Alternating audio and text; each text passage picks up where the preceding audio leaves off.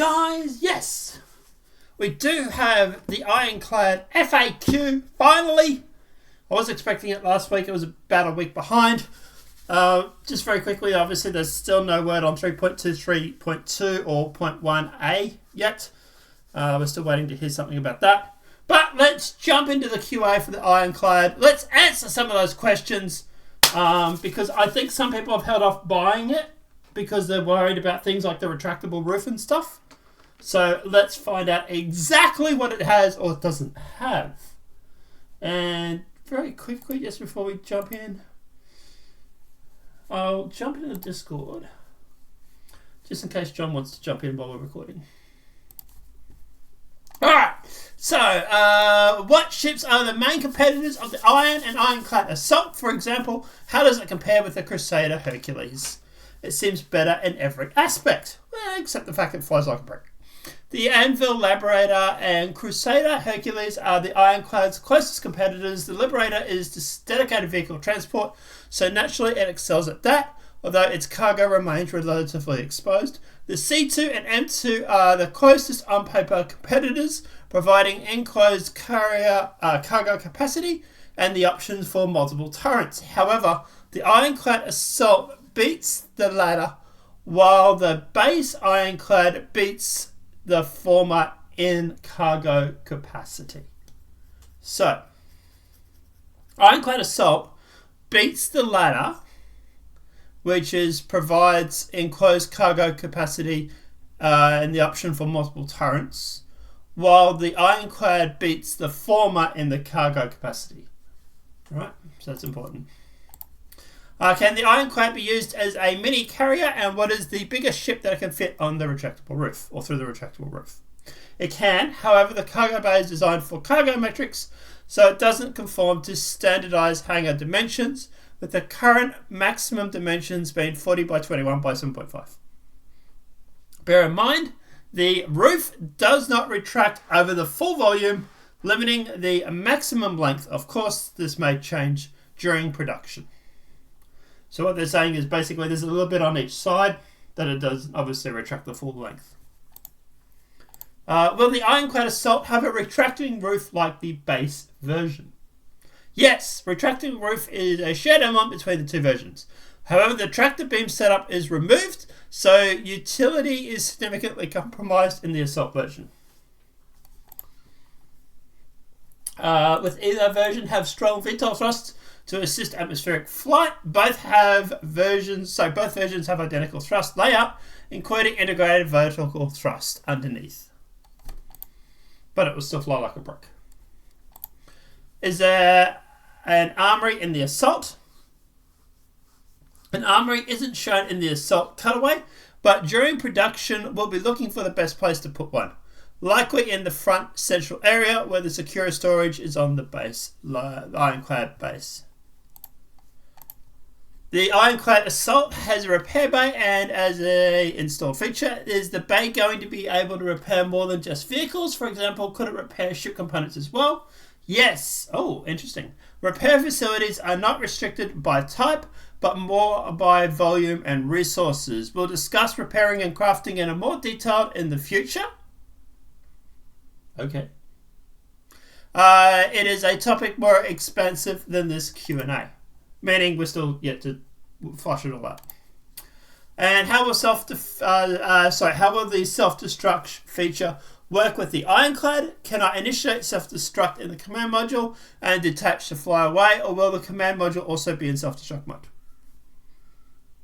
There are two independent self-destruct systems, one in the command module and one in the main hull. Oh, that's interesting. Setting off the command module will self-destruct both, if attached, while the main hull of the base can be triggered from the control room. Interesting. Alright, is the command module shared between the Ironclad and the Caterpillar? The command module is compatible between the Ironclad. However, the Ironclad's module is slightly redesigned of the original Caterpillar, but the command module is compatible between the Ironclad and the Caterpillar. However, the Ironclad's module is a slight redesign of the original Caterpillar, but slight redesign of the original Caterpillar one, but that one is really throwing me there. Redesign of the original Caterpillar, but one retains, maybe, or but one retains, not sure, a lot of the features. So it's a redesign, and I presume has the same docking ports, but it has the same features. Interesting. Don't know why you just don't update the Caterpillar then. But anyway. If you detach the command module, does the Ironclad become a flying brick, or can you still steer it from the ship itself? The Ironclad is extensively flown from the command module. With it detached, the main hull can no longer fly independently. However, it retains power, cooling, and other functions like tractor beam, control, and self-defense. It's going to be a flying brick anyway, but still.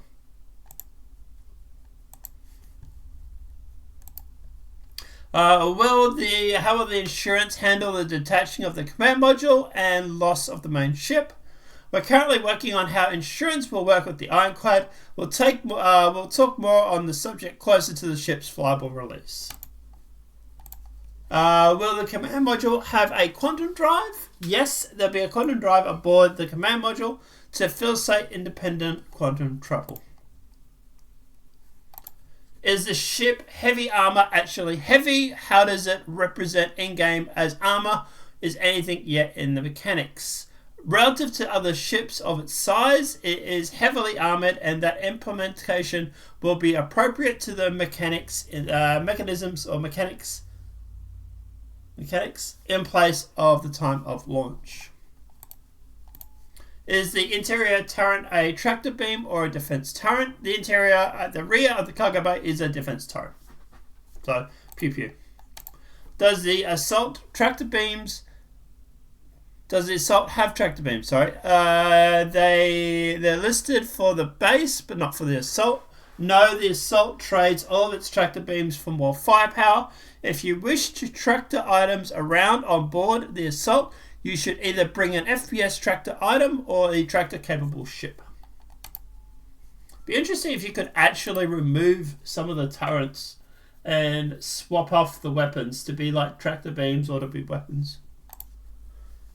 How will gravity in the cargo bay be handled? Will this be a Caterpillar? Have an air shield over the top like the Caterpillar has at the front? For example, if someone is EVAing near the top of the ship to help load cargo, it seems like a great way to fall inside the ship and get a T2 broken leg injury.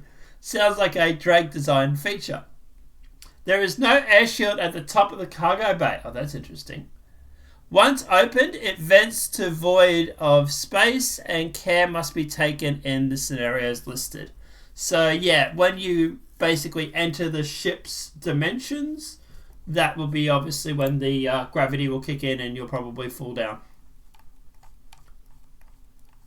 So guys, as for the Ironclad itself, like I say, look, to be honest, I like the ship. I really, really do. Personally, if I had a C2, I'd probably be melting and buying the Ironclad. But apart from that, it's obviously great that obviously the Ironclad has a retractable roof on the assault.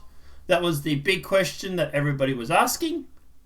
But guys, let me know what your thoughts are in the comment section below. Did you buy the Ironclad? Did you not get it? Personally, me, I didn't get it. But if I had a C2, I probably would have. Yeah.